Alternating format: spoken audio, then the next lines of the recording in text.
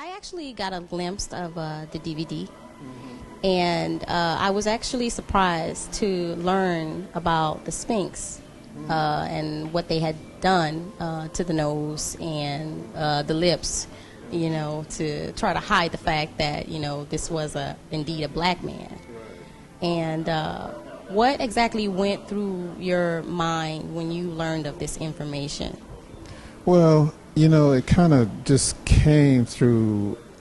I can't say where it started. I mean, the first recollection I can think of is when I was a young boy, maybe around 6 or 7, and because I'm, born in Los Angeles, a native, and there was this white boy, and he called himself cursing me out. He said, "You black African," and I stopped and thought about that, and I said to myself, well, what's so bad about that?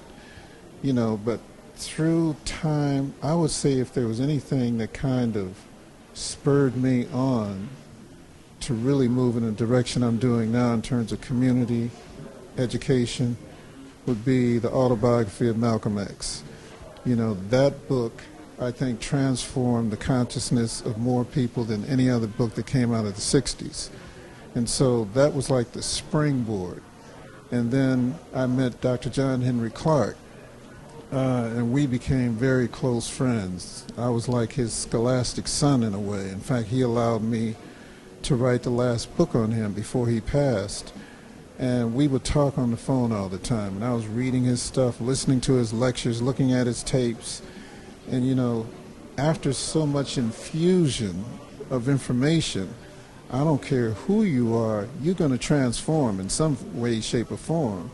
So it became to the point where calling myself an African was not a negative thing, because back in the day, you call somebody black or an African, they want to fight, But now I can see internally who I am.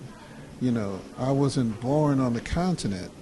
So I describe myself as an American-born African, and as much of the consciousness that I can gain for myself and to pass on to others.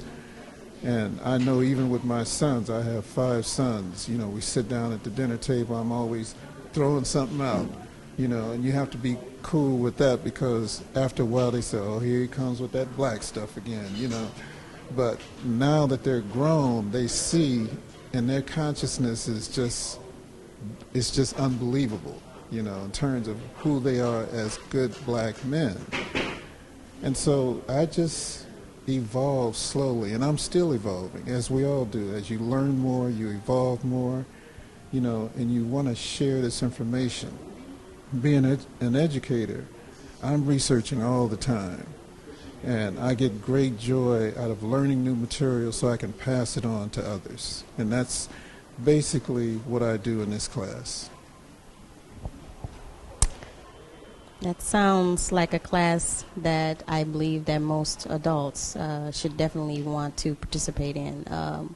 Are there going to be any other things that maybe that they can physically do in regards to the class, like maybe travel, maybe have an opportunity to visit some of the places that were actually talked about in the DVD, Ethiopia, pretty much our roots, where we come from, West Africa, and will they have an opportunity to maybe visit some of those spots?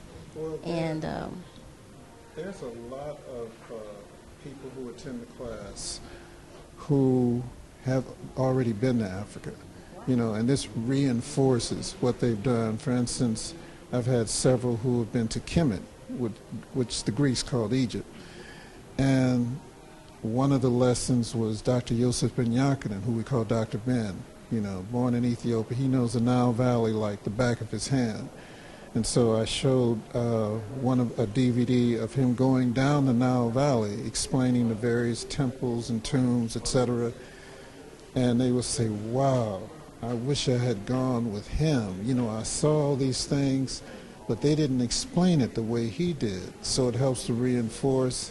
I've had adults, several, who've told me this class has changed their lives. You know, it's like a flip-flop. They've been trained one way, and now they're seeing something about themselves that they've never been taught in school. I know I was talking with a lady the other day. They said her family, they're going to Ghana this summer. Their children are going to be in a school in Ghana for a couple weeks. They go to Esselwan Books and buy books all the time. They said it's all because they're coming to this class. You know, so I've seen transformations of people by gaining that knowledge, because once you understand who you are based on what we've been taught all our lives, in one sense you get angry and say, these people have not been telling us the truth. You know, and my philosophy is we have to teach ourselves our history. We can't let somebody else interpret it for us. We have to do it ourselves, because we can put things in it that nobody else can do but us.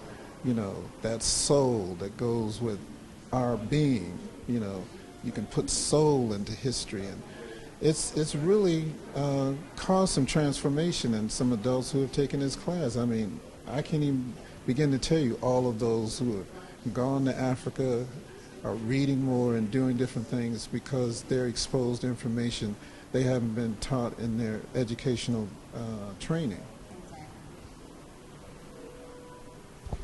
Well, I'm definitely impressed. Sounds like this class is definitely a class that should be passed on. Not even just here, you know, in Leimert Park, but in many, you know, different parts and areas of the world. Maybe even in the schools, you know, in the high schools, so that these kids can have an opportunity to learn exactly, you know, what African world civilization is and exactly where they come from. So why don't we take a step inside of the class?